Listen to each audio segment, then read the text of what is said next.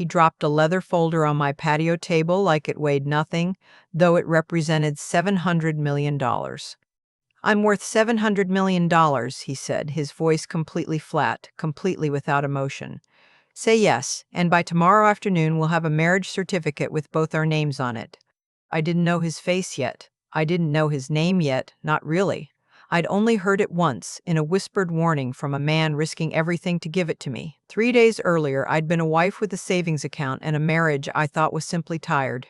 Now I was sitting across from a total stranger who wanted to marry me by noon the next day, and the terrifying part was, everything in my training told me to say yes. 6 weeks after that folder hit the table, I would be standing in a ballroom in an emerald green gown, watching federal agents drag my husband past a melting ice sculpture while his pregnant mistress collapsed screaming onto the marble floor. 300 of the city's wealthiest people would watch it happen, and every single piece of it, the arrest, the $20 million debt, the forged signature that became a noose, traced back to the 4 words that strangers said to me on my own patio: "Say yes, sign tomorrow." I'm going to walk you through exactly how a stolen life savings, a pregnant mistress, and one furious billionaire collided into the most devastating financial takedown this city has ever quietly watched unfold. Stick around until the end, because the moment my husband's own signature turns a stolen $500,000 into a $20 million debt he'll carry until the day he dies, that part alone is worth the wait. Tell me in the comments where you're listening from tonight. And if you love watching arrogant people walk blindly into a trap they built with their own 2 hands, hit like and subscribe, because this one only gets worse for the people who deserve it. Let's go back to the beginning, to the ordinary Tuesday morning that started all of it, before I understood how completely I'd been lied to. To understand how completely blind I was, you need to understand how I got there in the first place. I met Ryan at a conference, not a romantic setting by any stretch, a beige hotel ballroom in a city I don't even like to name anymore, filled with name tags and lukewarm coffee and a keynote speaker droning on about synergy in a way that made half the room check their phones under the table. I was 28, 3 years into my career, still learning how to hold my own in rooms full of men who assumed a woman with a calculator was there to take notes rather than run the numbers. Ryan found me during a coffee break. He had a gift for that. Walking into a conversation like he'd been invited, disarming people with an easy laugh before they even realized they were being charmed. I want to be honest about something, because honesty is the entire point of telling you this story. I fell for him fast, and I fell for him hard, and it wasn't because I was foolish. It was because he was good at his job, and unfortunately for me, his job for those first 2 years of our relationship was making me believe I was the only person in any room he wanted to be in. We got married in a garden ceremony under string lights, with my parents crying happy tears in the front row and his mother, Patricia, delivering a toast that in hindsight was less a blessing and more a performance review. She spent most of it talking about how proud she was of Ryan, how he'd finally found someone who could keep up with him. I remember laughing at the time. I didn't understand yet that in that family keeping up meant something closer to not asking questions. The first 2 years were good, not perfect. No marriage is, but good in the way that matters, the way where you still want to tell your spouse about your day, even when the day was boring. Somewhere around year 3, something shifted. I couldn't tell you the exact day, because it wasn't a single day. It was a slow erosion, the kind you don't notice until you're standing on the edge of something that used to be solid ground. His promotions started mattering more than mine. My late nights at the office, which had always existed, started to annoy him instead of impress him. He began making small comments. Must be nice to actually get paid to stare at spreadsheets all day. Lauren started at his company in year 4. By year 5, we were mostly living parallel lives under the same roof. We still went through the motions. Dinner most nights, the occasional weekend trip, holidays with his family that I endured more than enjoyed. But the warmth was gone. I never once considered that he wasn't interested in finding his way back. I never considered that he'd already found someone new to walk toward instead. That's the version of me who sat down at that kitchen island on that Tuesday morning in early spring. My name is Olivia. I'm 34 years old, and for nearly a decade I've built a career out of one simple skill. I look at numbers other people are too scared, too busy, or too dishonest to look at closely. I'm a senior risk data analyst. I spend my working life finding the small cracks in big systems before those cracks turn into collapses. Companies pay me well to notice the details nobody else wants to notice. I never imagined I'd need that skill inside my own home. It was a Tuesday in early spring, the kind of morning where the light through the kitchen window is soft and a little golden, and the whole world feels like it's holding its breath before the day really begins. I remember the smell of coffee more than almost anything else from that morning. I sat at the kitchen island with my laptop open, my coffee mug warming my palms, and a quiet kind of satisfaction sitting in my chest. For months, I had been funneling every bonus, every extra paycheck, every dollar I could reasonably spare into a joint high-yield savings account. I treated it the way I treated every project at work, with discipline, with patience, with a plan. I typed in my login information and waited for the dashboard to load, already picturing the number I expected to see glowing on the screen. Instead, I froze. The balance read zero, not pending, not processing. For a second, I actually laughed a little, the nervous kind of laugh you let out when your brain refuses to accept what your eyes are telling it. A glitch, I told myself, a server error.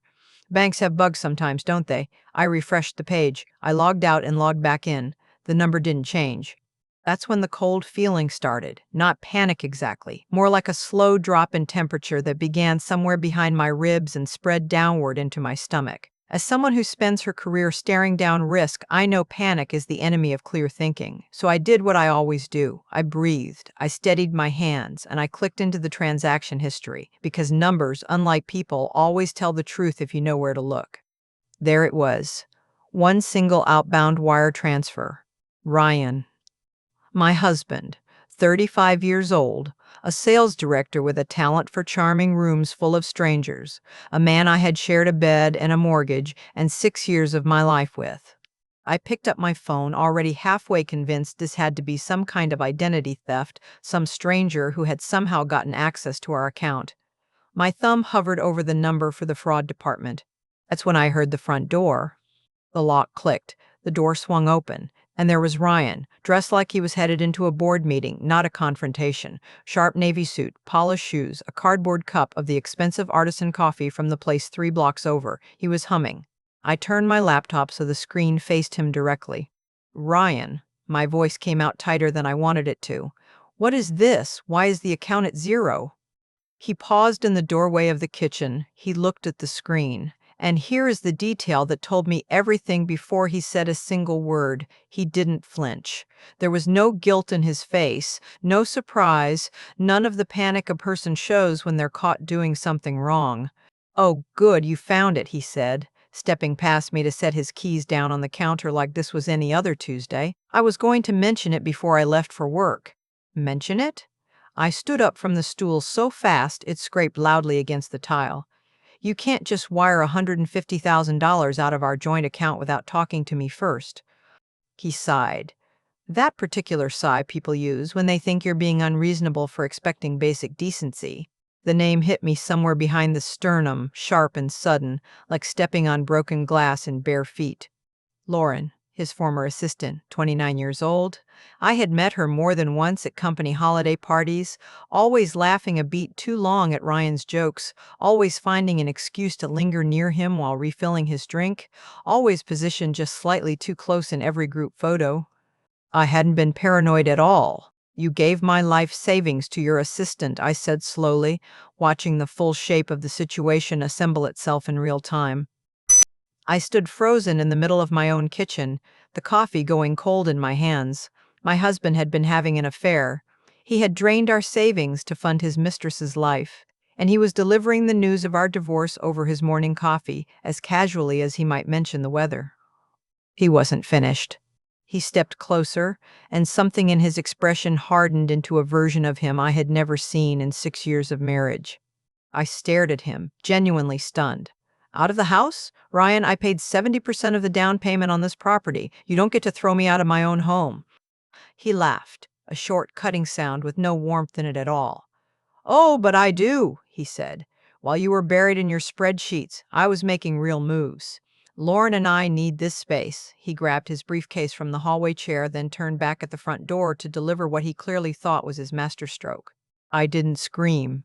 I didn't cry. I stood in the silence of my own foyer, and I started doing what I do best. The door handle rattled again almost immediately.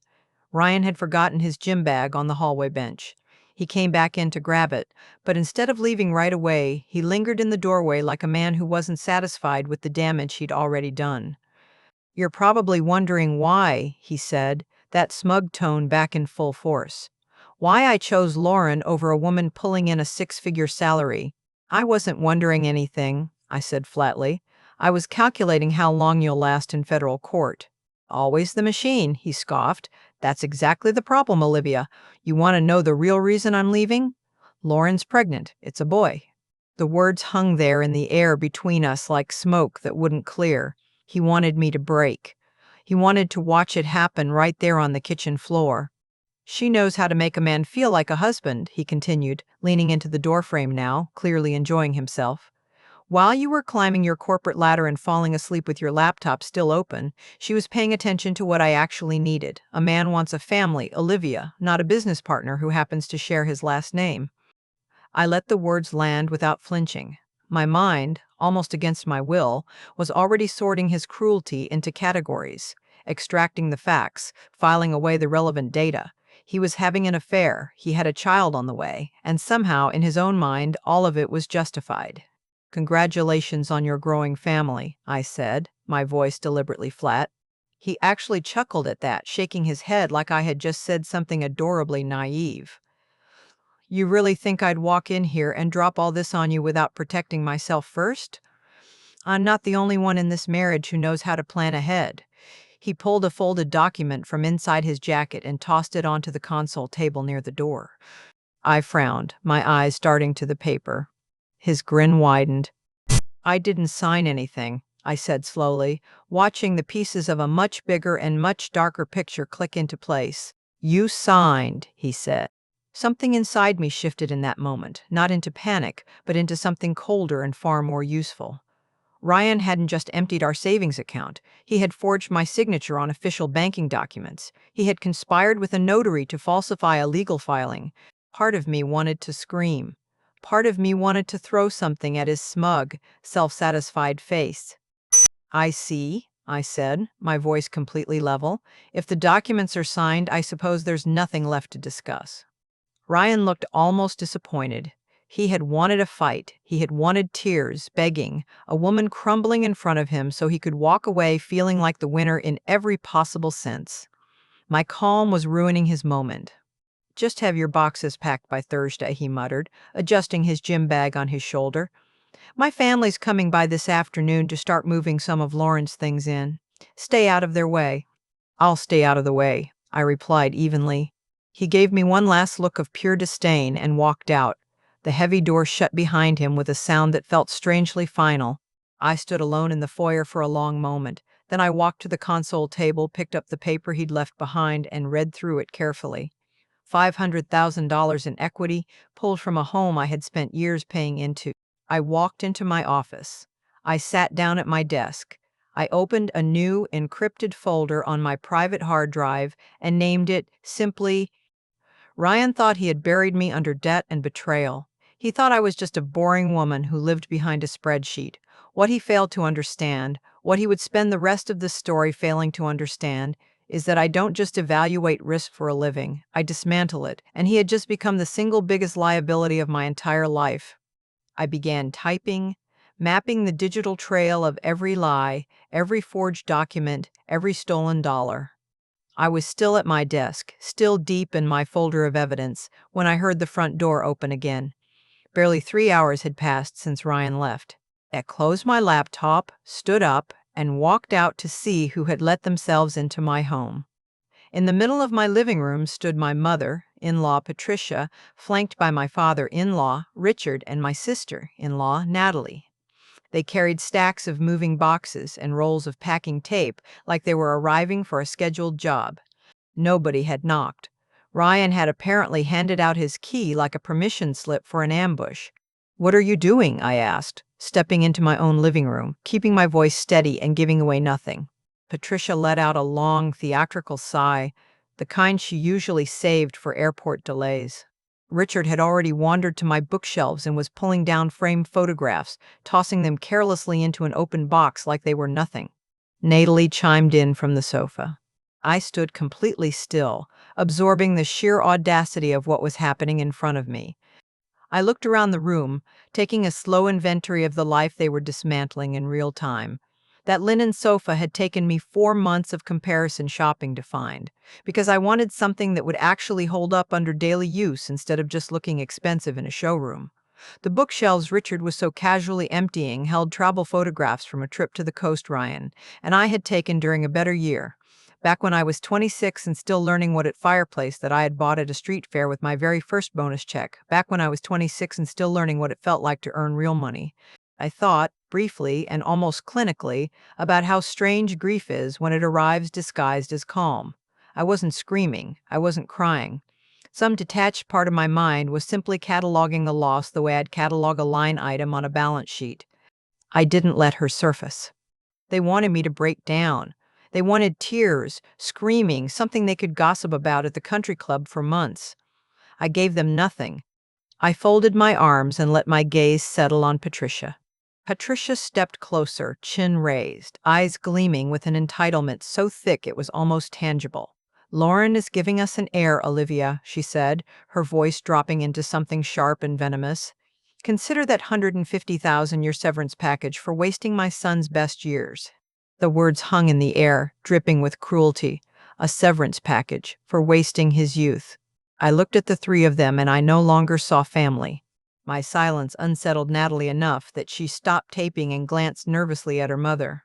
"Why is she just standing there staring at us like that?" she muttered. "Because she knows she's lost," Patricia replied smoothly, turning to inspect a crystal vase on my mantel. "She's a smart girl. She knows when the game is over. Grab those books, Richard. We need this room cleared by tomorrow morning." I let their cruelty wash over me without letting it sink in. "Pack whatever you want," I said quietly. Patricia smiled, victorious. "See, Richard? I told you she'd come around eventually. There's no point fighting the inevitable. Take your personal things and find a nice quiet apartment, Olivia. It's the dignified thing to do." I turned and walked toward the kitchen, letting them box up crystal vases and framed photographs behind me.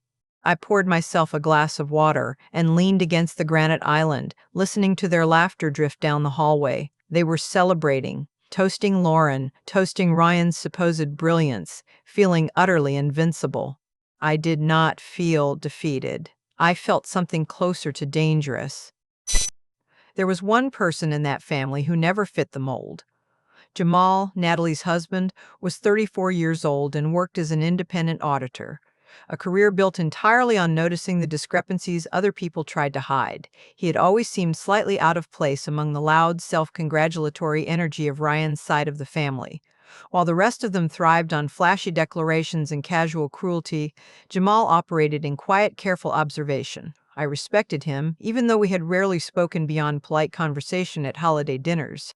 He walked into the kitchen while the others were still busy in the living room, his posture tense, his eyes flicking briefly toward the doorway to make sure no one was watching. He opened the refrigerator, then turned on the faucet, filling a glass with water. A simple, believable excuse that also happened to mask the sound of whatever he was about to say. He didn't look at me directly. He stood beside me at the island and spoke just above a whisper. "Keep looking straight ahead, Olivia. Don't react. Just listen." My pulse quickened, but I kept my face perfectly still, my eyes fixed on the stainless steel refrigerator door. I gave him the smallest possible nod. In one quick, practiced motion, he reached over and slid a small, folded piece of paper into the pocket of my slacks. His hand retreated instantly back to his water glass. "They didn't just take your savings," he murmured, his voice low and urgent. "Ryan forged your signature to pull a $500,000 line of credit. Call this number. Harrison is looking for you." The words hit me like a series of precise targeted strikes. The 150,000 had already been devastating. A $500,000 line of credit, obtained through forged documents, elevated this from a brutal divorce tactic into a massive federal crime. And then Harrison. If Jamal, a professional auditor, had already found this paper trail and had somehow connected it to Harrison, then the scale of what I was dealing with was far bigger than anything I had calculated on my own. Jamal shut off the faucet and set his glass down with a quiet clink. He finally turned his head just enough to look at me, his eyes carrying both sympathy and urgency in equal measure. "I saw the early paperwork an hour ago when Ryan was bragging to Richard in the study," he continued, his voice barely above a breath. "As an auditor, I know exactly what a fraudulent loan application looks like. Ryan thinks he's untouchable because Richard co-signed it. They're burying you in debt to fund his new life." "Thank you, Jamal," I whispered back, my voice steady and cold. "You should get back before they notice you're gone." He gave me one last meaningful look. "Take them down, Olivia," he said softly, before turning and walking casually back into the living room to rejoin the family as if nothing had happened. Fighting them in the middle of my own living room would accomplish nothing. It would only hand Patricia the satisfaction of watching me lose control. Hand Richard a reason to boast about his legal cleverness. Hand Natalie something to gloat about. If I screamed now, I would be playing entirely by their rules. I needed to leave quietly and prepare for a war they couldn't yet see coming. I walked back into the living room. I let my shoulders slump. I let my voice go hollow. Patricia's smile was practically glowing. "I knew you'd see reason, Olivia. It's for the best. Ryan will be so relieved." I said nothing else. I walked past them, my face arranged into a mask of quiet defeat while underneath it, my pulse raced with cold, focused adrenaline. I grabbed my coat and purse from the entryway and walked out the front door without looking back, leaving my keys on the console table. A silent, symbolic surrender of a battlefield I had already decided to reclaim on my own terms.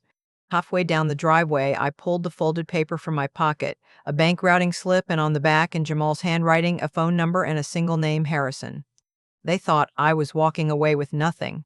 They thought I was a discarded wife retreating to lick her wounds in some cheap apartment. They had no idea I wasn't retreating at all. I was mobilizing. I got into my car, locked the doors, and dialed the number. It rang twice before a deep, steady voice answered. "This is Harrison." "This is Olivia," I said, letting the defeated wife performance drop entirely, replacing it with the sharp precision of my actual profession. "I think we have a mutual problem worth dismantling." "I know exactly who you are," Harrison replied. "There's a car waiting for you at the corner of your street. Get in. We're meeting at a place called the Obsidian in 20 minutes. The line went dead. I sat there for a moment with the phone still in my hand, my heart pounding in a way that felt strangely productive, like adrenaline finally being pointed somewhere useful, instead of just churning uselessly inside my chest.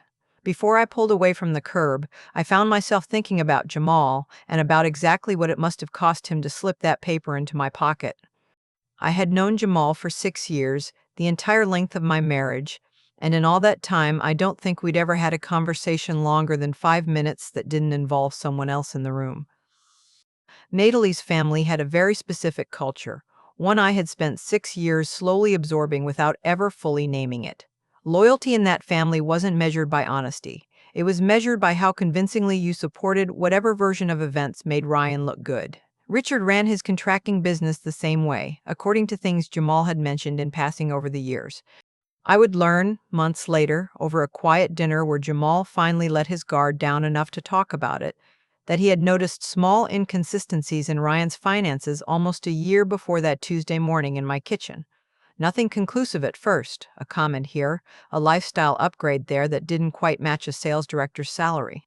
When he finally found that evidence, buried in documents Ryan had left carelessly open in Richard's study, boasting about a smart investment strategy that made no sense for a man in his financial position, Jamal had a choice to make. He could stay silent and let the family's toxic culture of protecting its golden boy continue uninterrupted. Or he could risk everything, his marriage, his place in the only extended family he'd built as an adult, the holidays and birthdays and ordinary domestic rhythms that come with being someone's brother-in-law for 6 years. He chose me, a woman he barely knew beyond polite dinner conversation over a family he'd been part of for the better part of a decade. I didn't fully appreciate the size of that choice until much later, once I understood everything it eventually cost him. But sitting in my car that afternoon, dialing Harrison's number with trembling hands, I already understood enough to know that whatever happened next, I owed Jamal a debt I intended to repay in full. A sleek black town car was already idling at the corner exactly as promised. I climbed into the back seat, and the driver pulled away immediately, guiding us toward the financial district without a single word exchanged between us. The Obsidian turned out to be the kind of private club that never advertises, hidden behind an unmarked brass door on a quiet downtown street, catering exclusively to people who had long ago stopped needing to prove anything to anyone. No windows, no music, a strict unspoken ban on cameras. A silent valet opened my door the moment we arrived and escorted me through a dim, mahogany-paneled hallway into a private room at the very back. Harrison was already waiting. He sat in a heavy leather booth with a crystal decanter of scotch resting between us on the polished table. He poured a second glass and slid it across the table toward me. "Sit down, Olivia," he said, his voice a controlled, measured hum. "We have a lot of data to go through." I sat, ignoring the glass. "Jamal gave me your number," I said, keeping my tone strictly professional. "He told me Ryan forged my signature to pull a $500,000 line of credit against our house." Harrison let out a short, humorless laugh. "Your soon-to-be ex-husband is not nearly as clever as he believes. That $500,000 is pocket change. It's their domestic nest fund. The real theft is significantly bigger." He reached beside him and slid a thick, unmarked black folder across the table. "Open it." I did. As someone who processes complex financial data every single day for a living, it took me less than 30 seconds to understand exactly what I was looking at. Offshore routing numbers, encrypted ledger transfers, invoices from vendors that didn't exist. A carefully constructed illicit flow of capital, all meticulously highlighted and cross-referenced. "Lauren and Ryan embezzled $2 million, Harrison said, his tone as flat as if he were reading a weather report. I stared at the ledgers, genuinely stunned by the scale of what they had done. I traced my finger along the spreadsheet, a fake consulting firm registered under Lauren's maiden name, funneling stolen money in careful increments just under $50,000 each, deliberately staying under the threshold that would normally trigger a federal banking alert. How could they possibly think they could steal $2 million without you noticing? I asked. Harrison took a slow sip of scotch, ice clinking softly against the crystal. He leaned forward, resting his elbows on the table, and for the first time I felt the full weight of whatever kind of man was sitting across from me. He offered a small, chilling smile. "Lauren doesn't know I'm a venture capitalist. She doesn't know that logistics company is one minor asset out of 47 companies in my private investment portfolio. I'm what people in finance call a stealth billionaire, Olivia. My real net worth is essentially invisible unless you have serious clearance to look for it.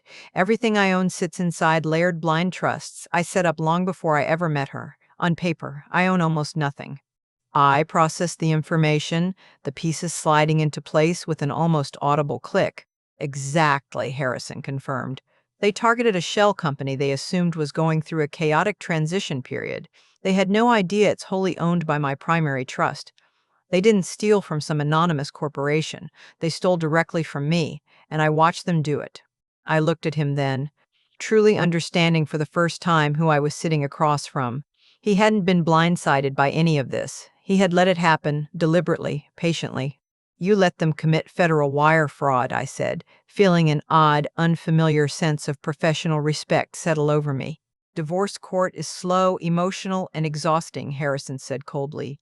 "If I'd confronted Lauren the moment I suspected her affair, she would have dragged me through months of mediation, fighting over alimony and spousal support. I don't fight emotional battles. I remove liabilities. I needed them to commit a crime so large, so undeniable, that federal prison and total financial ruin became their only realistic outcomes. I gave them enough rope, and they happily tied their own nooses. And now you have the paperwork to end their lives as they know them," I said. "I have the paperwork," Harrison agreed, "but to make sure they can't slip out through bankruptcy protection or a favorable plea deal, I need to execute one very specific legal maneuver, and I can't do it without you." I studied him for a long moment, curiosity finally getting the better of my professional restraint. "How long have you known?" I asked. "About Lauren, about the money." Harrison leaned back against the leather booth, and for the first time since I'd walked into that private room, something almost human flickered across his face. Not sadness exactly, but a kind of weary, practiced patience, like a man describing a wound that had long since scarred over. 4 months, he said. I noticed a discrepancy in one of my smaller holding accounts during a routine quarterly review. Nothing dramatic, just a pattern of vendor payments that didn't match any project my team was running. I run 47 companies, Olivia. Most billionaires who build empires the way I have learned a long time ago that the moment you stop personally checking the details is the moment somebody starts stealing from you. So I check every quarter, every account, personally. And you traced it back to Lauren. I traced it back to a shell company registered under a maiden name I recognized immediately, because it happened to be my own wife's, he said, his voice flattening out again, the warmth retreating as quickly as it had appeared. I won't pretend the discovery didn't hurt. What decision? That grief is a luxury for people who haven't already built the tools to do something more useful with their anger, Harrison said. I have spent 15 years of my life building systems designed to detect exactly this kind of betrayal before it becomes catastrophic. Corporate fraud, embezzlement, hostile takeovers disguised as friendly mergers. I know how to watch a threat develop in real time without flinching because that is, quite literally, my entire profession. So I stopped being a wounded husband and became what I actually am, an investor evaluating a liability. I watched. I documented. I let her keep digging her own hole because a partially collapsed hole is much easier to fill in than a fresh one. I nodded slowly, understanding the logic even as some small, still human part of me registered how cold it was. I could have, he agreed, and she would have cried and lawyered up and turned this into an 18-month war over alimony while quietly hiding whatever assets she could move before the ink dried on a settlement. Emotional confrontations are inefficient, Olivia. They give the guilty party time to prepare a defense. I don't negotiate with people who've already shown me exactly who they are. I remove them. He turned his glass slowly on the table, watching the amber liquid catch the low light. So this whole meeting, I said. I had a framework, Harrison corrected. I don't plan rigid outcomes, Olivia. I model probable scenarios and prepare responses to each one. You could have refused. You could have wanted nothing to do with a stranger's revenge scheme. I had contingencies for that possibility too, but I suspected from everything Jamal told me about you that you wouldn't need much convincing. A woman who spends her career detecting risk doesn't typically enjoy losing to it. He was right, and we both knew it. I thought about Ryan's smirk in my kitchen, about Patricia calling my stolen savings a severance package, about the quiet, cold fury that had been building in my chest since the moment that dashboard flashed to zero at me. I need you to listen carefully to the mechanics of this, Harrison said, sliding a single dense page across the table, packed with legal citations and financial terminology. White-collar criminals like Ryan and Lauren operate under a comfortable illusion, he explained. They believe that if they're caught, a decent lawyer can negotiate them a plea deal, or they can simply declare bankruptcy and wipe the slate clean. They think corporate liability laws will protect their personal assets no matter what happens. I intend to remove that comfort entirely. To truly destroy them, we need to elevate their embezzlement from ordinary corporate theft into a coordinated federal conspiracy. I picked up the document, already familiar with much of the federal code listed on the page. You're targeting a non-dischargeable debt classification, I said. You want to trigger a specific fraud clause so the debt survives bankruptcy entirely. They'd owe the money for the rest of their lives. Harrison nodded, clearly pleased. Precisely, but a standalone theft charge is too clean, too easy to argue around. Lauren could claim she was manipulated by a new lover. Ryan could claim it was simply a business loan gone wrong. To close the trap completely, we have to merge the crimes. We connect the $150,000 Ryan stole from your account directly to the $2 million they embezzled from my company. We prove a single, coordinated pattern of extortion and fraud. I looked up at him. And how exactly do you merge two separate crimes committed by two different people against two different victims? He didn't blink. We merge the victims, he said simply. I'm proposing a marriage, Olivia, a legally binding, carefully drafted marital contract between the two of us. The audacity of it settled slowly over the quiet room. I sat completely still, working through the strategic brilliance hidden inside such a simple, almost absurd idea. If we're legally married, Harrison continued, his tone clinical, almost surgical, our assets and liabilities intersect under one marital estate. Your stolen 150,000 and my stolen 2 million stop being isolated incidents. My mind raced through the legal pathways, and I could see instantly how flawless the plan was. And because my father-in-law co-signed Ryan's fraudulent line of credit, I added, a cold rush of adrenaline moving through me, merging our legal standing ties, his collateral directly into a federal investigation. Harrison's smile turned genuinely terrifying.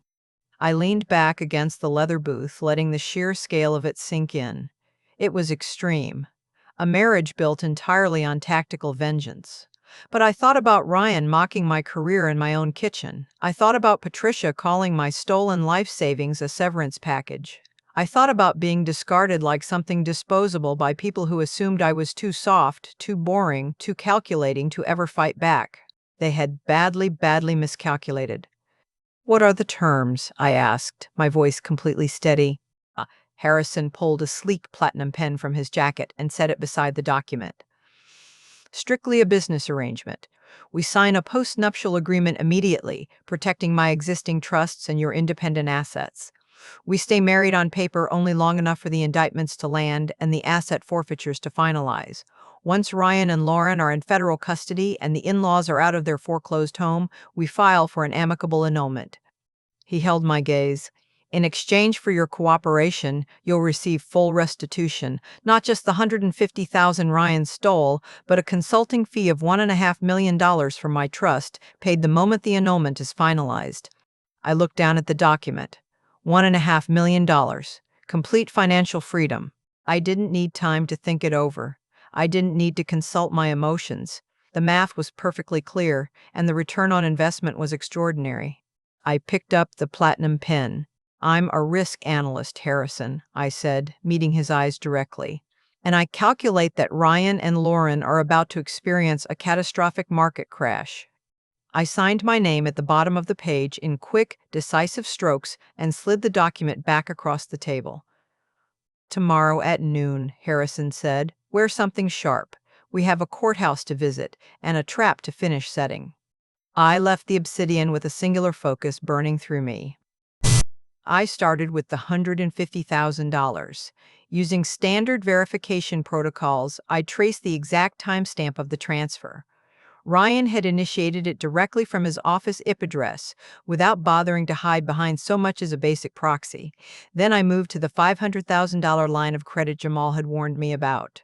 Ryan had scanned and uploaded the supposedly signed mortgage documents to the lending portal, and forgotten that digital scanners embed hidden metadata into every file. When I pulled that metadata, I found the documents had been scanned on a machine registered to Lauren's apartment complex, and the digital timestamp completely contradicted the physical notary stamp. Next, I combined my findings with Harrison's black folder. I mapped the entire network across my screen. At 8 that evening, a sharp knock echoed through the suite. I opened the door to find Jamal standing in the hallway, glancing quickly down the empty corridor before stepping inside. Harrison emerged from the sitting room, adjusting his cuffs. The three of us stood together, forming the strangest and most effective alliance I could ever have imagined. Jamal didn't waste time on small talk. He pulled a thick stack of printed audit logs from his briefcase. He spread the documents across the table. My eyes immediately caught on the guarantor signatures. "Ryan didn't just forge your signature to leverage the house, Olivia," Jamal explained, pointing to a highlighted line. "The bank flagged his debt-to-income ratio because of the massive outbound transfers to Lauren's shell accounts. To push the loan through, Ryan needed a guarantor with real liquid assets." He tapped a specific signature line. "Your father-in-law co-signed the entire $500,000 line of credit." I stared at Richard's signature, absorbing the full weight of what that meant. Richard hadn't just packed my boxes and insulted my career. He had legally tied his own financial future to his son's fraud, pledging his own estate as collateral. "Patricia and Richard are fully leveraged," Jamal confirmed. The room fell silent as the full scope of it settled over us. The trap was no longer just built for Ryan and his mistress. It had expanded, quietly pulling my toxic in-laws directly into the blast radius. If we move forward with the federal indictments and trigger the default clauses, I said, Ryan's assets get frozen immediately. The bank panics. They call in the guarantor's collateral to cover the fraud. Which means Patricia and Richard lose their estate, Harrison finished, a cold smile forming.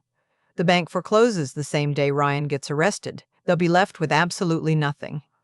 Jamal straightened, adjusting his coat. He had spent years watching his in-laws coddle Ryan while treating everyone else, including me, like disposable staff. He had watched them eagerly help pack my belongings that very afternoon while mocking my pain. Will taking down Ryan destroy them completely? He asked quietly. Yes, I said, without a shred of hesitation. No one in that room suggested mercy. Patricia had called my stolen savings a severance package. We show no mercy, I said. Harrison's smile deepened. 2 days later, it was time to execute the first physical phase of the plan. I walked into the sleek glass-walled conference room belonging to Ryan's attorney, having deliberately chosen my wardrobe for the performance ahead.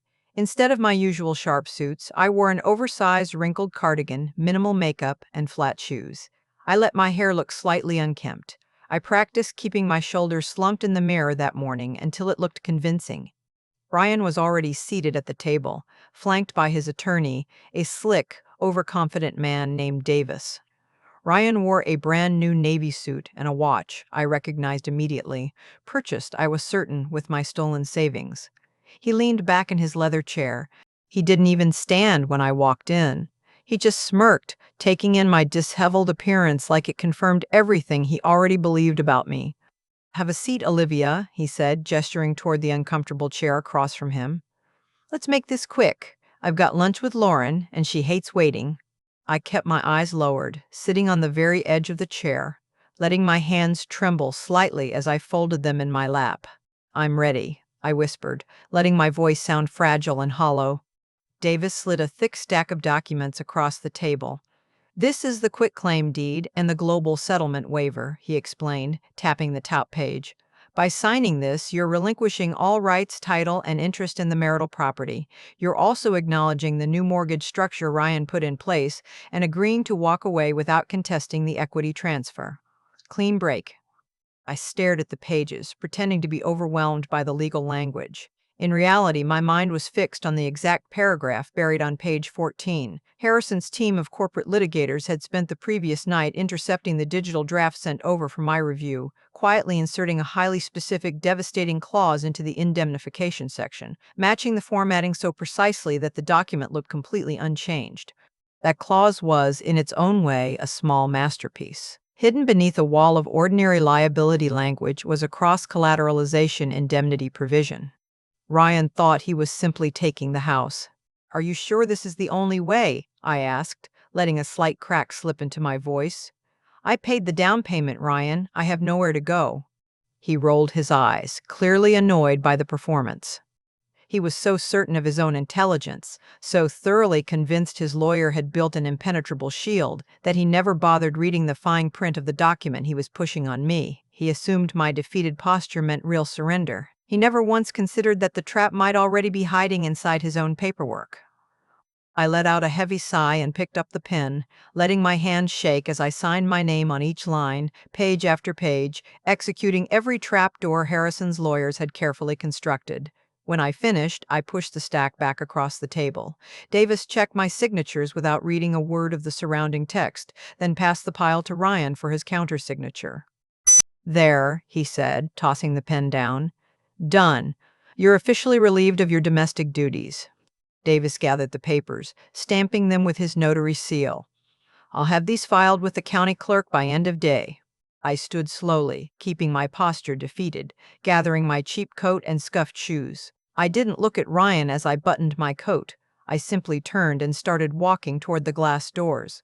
He couldn't resist one final twist of the knife. Hey, Olivia, he called out. I stopped, my hand resting on the door handle. He stood there, arms crossed, looking at me like something scraped off the bottom of his shoe. Enjoy the studio apartment. Try finding a hobby. Spreadsheets don't keep you warm at night. I turned my head and looked at him, and I let the fragile, broken woman act drop completely. My shoulders squared, my spine straightened, The cold, absolute certainty of my profession settled back into my eyes. I offered him a slow, razor-sharp smile. "I'll get exactly what I deserve," I said, my voice steady and clear. I pushed through the door and walked out, leaving him alone with his forged documents and his very near future. The decoy was complete. The poison pill was swallowed. The countdown had officially begun. Within 48 hours of signing those fraudulent documents, Ryan made his next disastrous move. Sitting in my temporary suite, I watched the digital alerts flash across my secure dashboard. Ryan and Lauren had taken the $500,000 pulled from my house and combined it with the $2 million embezzled from Harrison, dumping the entire sum into a down payment on a sprawling $3 million estate in the most expensive part of the city. It was a breathtaking display of arrogance. While Ryan and Lauren settled into their stolen luxury, the rest of the family launched their own campaign, not of legal maneuvering, but of pure psychological cruelty. They weren't content with simply taking my life. They wanted to publicly parade their victory.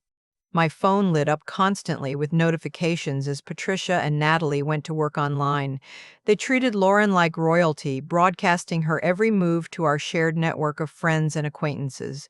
Patricia posted endless photo albums of the new estate, the marble staircase, the heated pool, the soaring ceilings, captioned with things like, "So blessed to finally have a daughter-in-law who knows how to build a real home."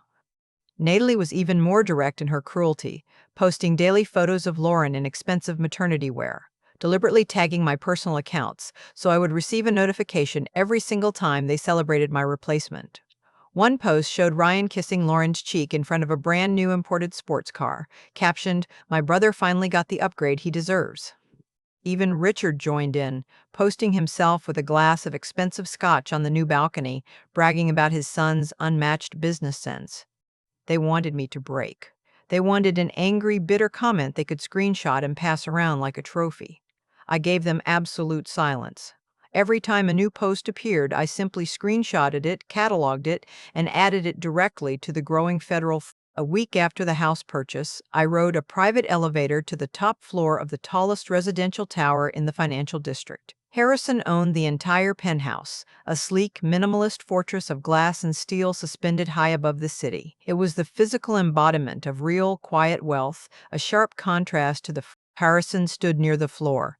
To ceiling windows, looking out over the grid of city streets, a glass of dark bourbon resting nearby. On the massive dining table, our legal team had laid out the final paperwork for federal authorities, every bank statement. I set my laptop down and pulled up the latest wave of social media. Harrison turned from the window and looked down at the screen, watching his wife decorate a life funded by stolen corporate money. His expression didn't shift, no anger, no visible hurt. He simply observed, analyzing their behavior with the same detached precision he brought to everything else. "They're spending faster than we projected," I noted, scrolling through the latest purchases. "Ryan just bought a yacht club membership. They're completely drunk on their own perceived brilliance. They feel invincible." I closed the laptop, cutting Patricia's voice off mid-sentence. Harrison took a slow sip of bourbon, looking back out over the city, watching the tiny, oblivious cars moving far below. He offered a small, sharp smile with absolutely no mercy behind it. "Let them climb a little higher," he said. "The fall will break more bones." The next morning, we made the call. "Thought you would like to see what a real family looks like." I didn't flinch. I didn't feel the old sting of rejection that used to follow me around during my marriage. Instead, a wave of cold clarity settled over me. Patricia simply couldn't help herself. Her need to inflict pain, her desperate craving for dominance over the woman she saw as a discarded failure, had completely overridden any sense of caution. The alignment wasn't just close, it was perfect. I called Harrison immediately. "I've received an interesting piece of mail," I said. "Patricia sent me a formal invitation to Ryan and Lauren's engagement and gender reveal party at the country club." Harrison let out a short, sharp laugh. I read it aloud. "Olivia," he said slowly. The perfection of it settled over me completely. Ryan and Lauren were about to throw the most expensive, most publicized party of their lives, surrounded by the city's elite, at the exact moment their entire financial foundation collapsed. They were going to stand in a ballroom full of flowers and champagne, completely unaware that federal agents had already locked every door to their money. I called Jamal next, asking him to confirm the venue's deposit records. He checked and let out a low whistle. I hung up and looked back down at the invitation. Patricia wanted me to witness the peak of their success. It was the single most fatal miscalculation of her entire life. She had just handed me a front row seat to their destruction. I pulled out my pen, picked up the small RSVP card, and checked the box to joyfully accept. In the guest count field, I wrote the number 2.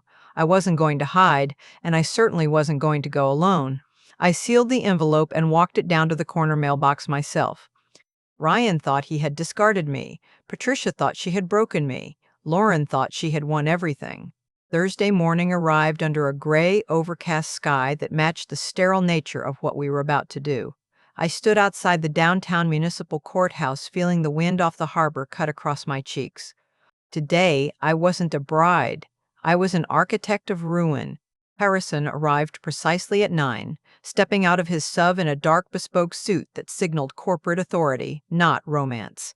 We didn't exchange warm greetings, no nervous smiles. We simply nodded, two people acknowledging a shared battlefield, and walked into the courthouse together, past young couples exchanging giddy whispers and taking photographs, our own expressions entirely devoid of sentimentality. This wasn't romance. It was a legally binding contract designed to annihilate our enemies with total precision. We filled out the marital forms in near silence. Harrison's team had already prepared an ironclad postnuptial agreement, executed the night before, ensuring my newly independent status was protected and his empire remained untouched by anything connected to my old marriage. But the certificate we signed that morning served one single devastating purpose, legally merging my stolen $150,000 with his stolen $2 million. As I signed my name, I could almost see the legal trapdoor swinging open. By connecting our financial entities under federal law, Ryan and Lauren instantly transformed from individual opportunists into co-conspirators in a coordinated racketeering scheme. The ceremony itself lasted about 4 minutes, in a small fluorescent-lit room with a municipal judge who seemed slightly confused by the total absence of warmth between us. No rings, no music, no kiss, just a stamp on a certificate, and a legal bond stronger than any wedding vow. As we walked back through the marble corridors, my phone buzzed with a message from Jamal. Bank compliance officers just triggered the secondary verification hold on Richard's collateral. Federal wire fraud flag is active. Freeze takes effect globally within 48 hours. I showed the screen to Harrison. He read it without breaking stride, his jaw tightening into quiet satisfaction. Ryan most likely was spending his morning tasting catering menus, entirely unaware that a federal net had already tightened permanently around his neck. At the bottom of the courthouse steps, Harrison turned to face me, the wind catching the edge of his coat. "I'm ready to end it," I replied. Friday evening arrived with a kind of electric tension in the air. Standing in Harrison's penthouse, I prepared for the final phase, not just a social appearance, but an execution. And an execution demands the right attire. For 6 years, I had dressed to appease Ryan's family, conservative, muted, invisible. Tonight, I stripped that invisibility away entirely. Harrison had given me unlimited access to one of his private trusts, understanding the tactical necessity of an overwhelming visual presence.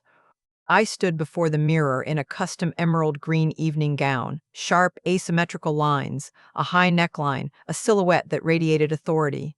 Paired with black stilettos and a diamond bracelet from Harrison's vault, the transformation was complete. I didn't look like a grieving ex-wife. I looked like a woman who could dismantle Ryan's entire existence before finishing her morning coffee. Jamal's final message had arrived an hour earlier. Richard's collateral was frozen. The federal wire fraud flag was active and irreversible. The Urs had locked Lauren's shell company. The trap had already closed. All that remained was the reveal. Harrison emerged in a perfectly tailored midnight blue tuxedo, his dark eyes sweeping over me with quiet professional approval. We rode down to a waiting armored SUV and drove out toward the manicured suburbs, leaving the glass towers of downtown behind. The Oak Creek Country Club sat at the end of a long private road lined with ancient oaks and glowing lanterns, a fortress of old money, where reputations were built and destroyed on the golf course. Valets rushed between luxury cars at the entrance. Warm light spilled from the ballroom windows, and the faint sound of a live string quartet drifted through the night air. Patricia had spared no expense. She wanted this party to be a coronation. She had gathered the most influential people in the city to witness what she believed was her family's greatest triumph, unknowingly assembling a captive audience for its total collapse. Our SUV pulled smoothly to the front, bypassing a long line of idling luxury cars. Harrison turned to me. "Federal agents are holding a 2-mile perimeter," he said quietly. I nodded, adjusting my clutch, my pulse steady and controlled. Somewhere inside that glowing ballroom, Ryan was raising a glass of stolen champagne. Lauren was accepting compliments on a wealth that was never hers. Patricia was boasting about a legacy built on theft. The valet opened my door. I stepped out into the cool night air, my heels clicking sharply against the cobblestones. Harrison offered his arm. I took it. We walked up the stone steps, ready to bring the entire house of cards down. We walked past the reception tables, past the elaborate guest book filled with warm wishes for the happy couple, and as we approached the main archway into the heart of the ballroom, the energy of the room began to shift. The entire ballroom went silent. Every face turned toward us. I scanned the crowd until I found them. Ryan and Lauren stood near the champagne pyramid, mid-pose for a professional photographer, wearing the glowing expressions of two people who genuinely believed they had gotten away with everything. That expression evaporated instantly. Lauren saw Harrison first. Her jaw actually dropped. For 6 years, she had viewed him as a boring, unambitious middle manager. She had mocked his modest pension and left him for a man she believed offered more. Now she was staring at someone in a suit that cost more than most people's cars, radiating an aura of power she had never once suspected existed. The color drained from her face entirely. Ryan turned to see what had frozen his new fiancée. His eyes landed on me, and the smug, victorious look he'd worn in his lawyer's office vanished instantly. He had expected to find me weeping in some cheap apartment. Instead, I stood in the center of his stolen kingdom. The silence broke with the sharp, furious click of heels on marble. Patricia marched toward us, her sequin gown glittering, her expression pure fury. "Olivia," she hissed, keeping her voice low but shaking with anger, "what do you think you're doing here?" "I RSV2 to the invitation you mailed me, Patricia," I replied, my voice carrying clearly into the silent room. Her eyes darted around, aware now of exactly how many people were watching. She waved frantically toward security. Ryan stepped forward, trying to reclaim some shred of authority. I didn't move. Harrison stood perfectly still beside me, a wall of quiet authority. I reached into my clutch and pulled out a heavy black envelope, holding it up so the ballroom light caught its edges. "I wouldn't do that, Patricia," I said. "We actually brought you a gift." I stepped past her and walked toward the small stage where the quartet had been playing. I tapped it twice.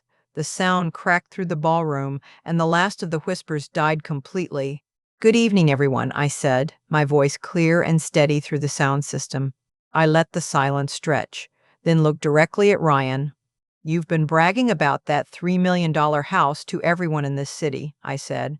"I just wanted to take a moment tonight to congratulate you, as your landlord." The ballroom erupted into gasps and frantic whispers.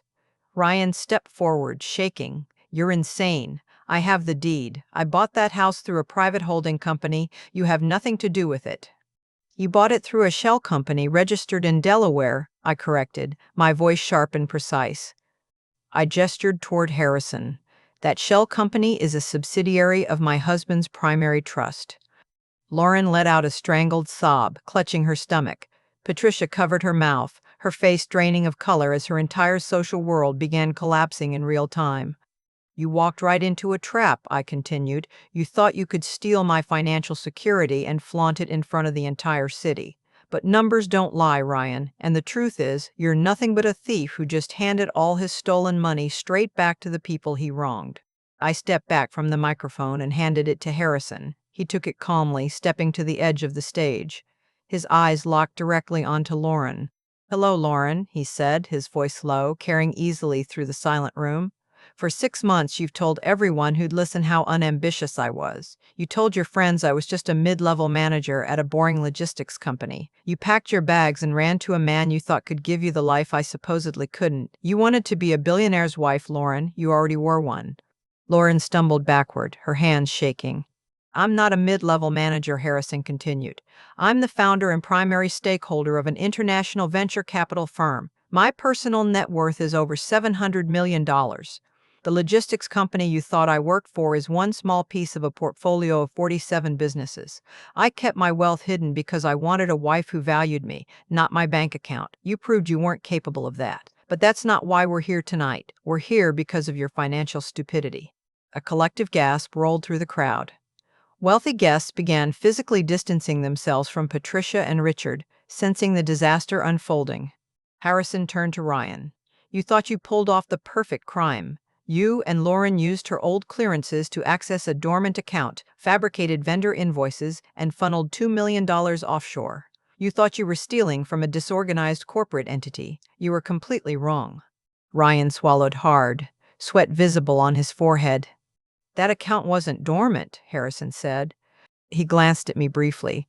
Ryan's knees buckled. He grabbed a nearby table to keep from collapsing. Patricia let out a strangled cry. By signing that contract, Harrison continued, you triggered an immediate default on the $2 million loan. The penalty clauses include compounding interest and immediate restitution. You waived your right to bankruptcy protection. As of 4 o'clock this afternoon, the total balance, including penalties and federal fines, exceeds $20 million. You're personally liable for every cent. It's non-dischargeable. You'll owe this money until the day you die, and the federal government will liquidate everything you own to collect it. Lauren collapsed into a chair, sobbing. She had thrown away a marriage to a genuine billionaire for a man now $20 million in debt and facing federal prison. The crowd around us had gone completely still, 300 of the city's wealthiest people frozen in place, unwilling to be the first to move or speak. I recognized several faces from Harrison's world, venture capitalists, hedge fund managers, the kind of people who understood exactly what the number $20 million actually meant in this context, and who were now recalculating in real time. Everything they thought they knew about the quiet man they had assumed was simply Lauren's unremarkable husband. I watched one investor near the bar lean over to whisper something to his wife, his eyes never leaving Harrison, his expression shifting from mild curiosity into something closer to respect mixed with unease. The specific look people reserve for someone. A woman near the champagne pyramid, someone I vaguely recognized as a friend of Patricia's from the club's charity committee, pulled out her phone and started typing rapidly, and I understood without needing to ask that within the hour. This story would already be moving through the group chats and social circles of everyone in that room. The photographer Ryan and Lauren had hired for the evening stood frozen near the edge of the dance floor, his camera still hanging from its strap, clearly unsure whether documenting this particular moment fell inside or outside the scope of his contract. He eventually lowered it entirely, choosing wisely not to become a witness with photographic evidence to whatever came next. The silence shattered when Richard lunged forward, pushing past stunned waiters, his face crimson. Listen to me, you arrogant piece of trash, he bellowed at Harrison. You think you can walk into my club and threaten my son? I don't care how many shell companies you hide behind. I have the best defense attorneys in this state on retainer. I'll bury you in litigation. He looked around, clearly expecting support from the crowd. None came. Wealth protects itself. No one in that ballroom was willing to defend a man who had just been exposed as an accomplice to federal fraud. I stepped between Harrison and Richard, meeting my former father. In-laws glared directly. You're going to hire the best lawyers in the city? I asked, my voice carrying easily through the silent room. You're going to personally fund a federal defense for Ryan? With what money, Richard? He scoffed. With my estate, my portfolios, 40 years of wealth. You co-signed Ryan's fraudulent $500,000 line of credit, I said. When the bank flagged his debt-to-income ratio, he needed a guarantor with liquid assets. You signed those secondary loan agreements. You used your own estate as collateral. His posture faltered, but his ego wouldn't let him surrender. So what? It was a bridge loan. My estate is worth millions. It means everything, I said. When the primary borrower is indicted for federal wire fraud, the moment Ryan defaulted, the bank's compliance algorithms automatically seized your collateral. I pulled out my phone and showed him the bank ledger Jamal had sent. A flat, red zero balance across every account.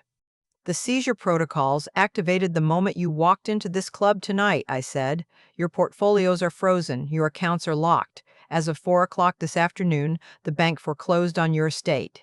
You don't have the money for a lawyer, Richard. You don't even have the money to pay the valet who parked your car." Patricia shoved through the crowd and grabbed his lapels. "Tell me she's lying," she screamed. "Tell me we still have the house." He said nothing. He couldn't. Patricia sank to the marble floor, sobbing, her carefully built image of generational wealth erased in a single evening. Natalie began crying near the ice sculpture, realizing her own inheritance had just evaporated. The wealthy guests who had once eagerly accepted Patricia's invitations turned their backs one by one. Whispered disgust rippled through the crowd. Nobody reached out to help. Their social world had disowned them exactly as fast as their bank accounts had. Jamal stepped forward from the edge of the crowd, walking past his weeping wife without a glance, until he stood beside Harrison and me. He pulled out his auditor's badge and dropped a thick manila file onto a nearby table with a sharp, resounding smack. "I warned you, Ryan," he said. "Never cross an auditor." "You set us up," Ryan stammered. Natalie cried out, "Jamal, how could you do this to your own family?" "This isn't a family, Natalie," he said without a trace of sympathy. "This is a criminal syndicate wearing suburban entitlement as a disguise. I warned all of you for years to stop treating Olivia like something disposable. You chose to protect a thief. I chose the truth." That's when the siren started. The heavy doors burst open. Federal agents moved into the room with sharp, coordinated precision. Dark windbreakers marked with the letters FI across their backs.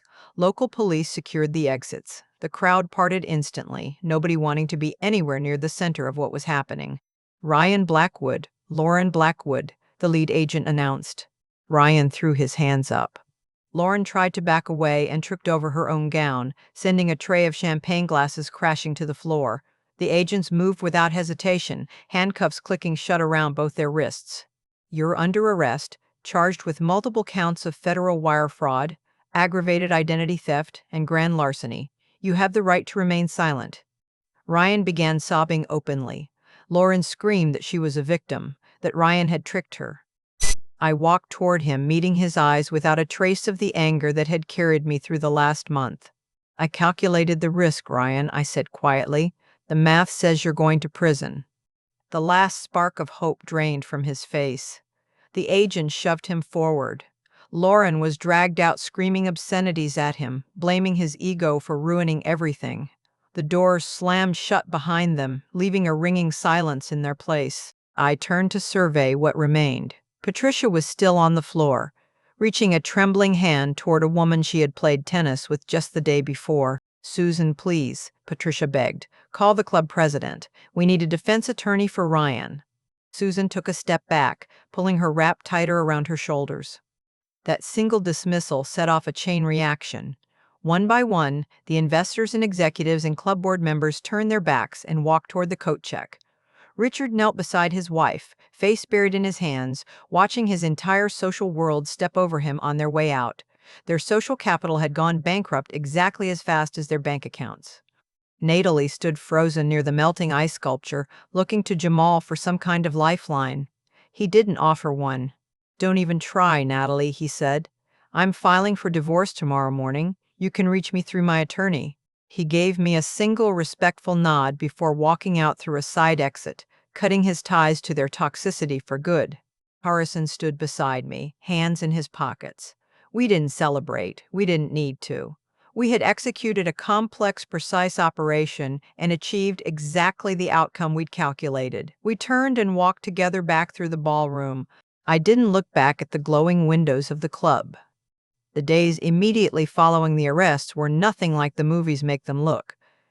I moved out of the corporate suite and into a small, sunlit apartment near the financial district. Not because I couldn't have afforded something bigger, but because I wanted, for the first time in years, a space that belonged entirely to me and answered to no one else's taste. I painted the walls a soft sage green Ryan would have hated. I bought a second-hand reading chair from an estate sale and put it by the window, and some nights I would just sit there with a cup of tea, doing absolutely nothing, marveling at how strange it felt to have an evening with no spreadsheet open and no crisis to manage. The local news picked up the story about 10 days after the arrests, once the initial court filings became public record. A business reporter for the city paper ran a piece about the collapse of a prominent local family tied to a multi-million-dollar embezzlement and mortgage fraud scheme. My name appeared exactly once in a single sentence, noting that the primary victim of the domestic fraud had cooperated fully with investigators. Jamal called me almost every day that first month. Natalie's story is the one people ask me about most often, maybe because hers is the only one that doesn't end in total collapse. She filed for divorce herself 3 weeks after Jamal did.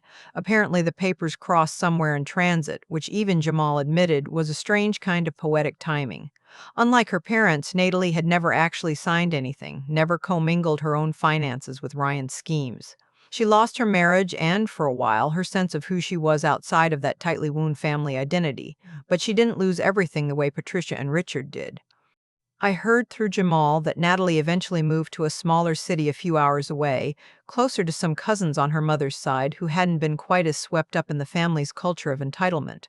She took a job at a marketing firm. She started slowly rebuilding a version of herself that wasn't organized entirely around her brother's approval or her mother's expectations. I won't pretend I feel warmly toward her. She said cruel things to me in my own living room while helping pack up my life, and I don't think forgetting that would be honest. But I also don't spend much energy hating her anymore. She was a bystander who chose the wrong side, not an architect of the fraud itself. I attended Ryan's sentencing hearing. I almost didn't. Ryan looked smaller in the courtroom than I remembered him. The tailored suits were gone, replaced by a plain button-down his court-appointed attorney had probably picked out for him. He didn't look at me when I walked in. He kept his eyes fixed on the table in front of him. When the judge announced the sentence, 8 years in federal prison with restitution obligations that would follow him for the rest of his working life, Ryan's mother let out a single strangled sob from the gallery. I didn't turn to look at her. I kept my eyes forward, watching the man I had once promised to spend my life with get let out of the courtroom in restraints, and I waited to feel something enormous, triumph maybe, or grief, or some complicated mixture of both. What I actually felt was quieter than that. It felt like closing a file, like finishing a report I had been working on for months, and finally being able to set it down. 6 months after the ballroom, my consulting firm had grown from a two-person operation working out of a leased office suite into a team of 11 analysts, auditors, and forensic accountants. We specialize in exactly the kind of work that saved my life, identifying hidden liabilities before they become catastrophic, tracing fraudulent transactions back to their source, helping companies and, occasionally, individuals protect themselves from exactly the kind of quiet betrayal I lived through. Jamal runs the number side of the operation with the same careful, unshowy precision he brought to that kitchen sink conversation the day my old life ended. He rarely talks about his old family anymore, though every so often, usually late in the evening when we're the last two people left in the office, he'll mention some small detail. A birthday he used to celebrate with Natalie's side of the family, a holiday tradition he misses despite everything.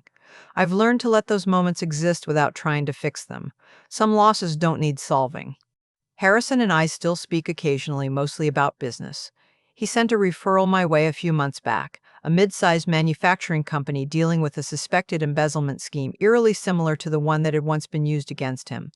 We worked the case together as consultants, two former spouses now operating purely as colleagues, and there was something almost funny about how easily we slipped back into that same rhythm of clipped, efficient communication. Neither of us has any interest in romanticizing what we did. If I could go back and speak to the version of me sitting at that kitchen island 6 months ago, staring in disbelief at a zero balance on a laptop screen, I don't think I'd tell her to be less trusting, or to have seen it coming sooner, or to have protected herself better. Hindsight likes to pretend every betrayal was obvious in advance if only you'd been paying closer attention. What I would tell her instead is simpler. I would tell her that the coldest, most useful thing you can do in the middle of a catastrophe is refuse to let your enemy see the damage they've done. Not because your pain isn't real, it is, and it deserves somewhere honest to go. Patricia thought a stolen severance package would break me. Ryan thought a forged signature would erase me. They built their entire plan on the assumption that a woman who spends her life quietly managing risk would be too soft, too passive, too easily discarded to ever calculate her way back. They were wrong about almost everything, but they were especially wrong about that. The most expensive lesson anyone can learn is this: never show your hand until the game is already over. The people who tried to bury me assumed I was too soft, too boring, too careful to ever fight back. They mistook patience for weakness. It was the last mistake they ever got to make on my terms. Have you ever quietly watched someone walk straight into a trap of their own making? Tell me about it in the comments. And if this story felt like justice to you, don't forget to like and subscribe. There are more stories like this one still to come. Thank you for listening. And remember, never underestimate the quiet ones.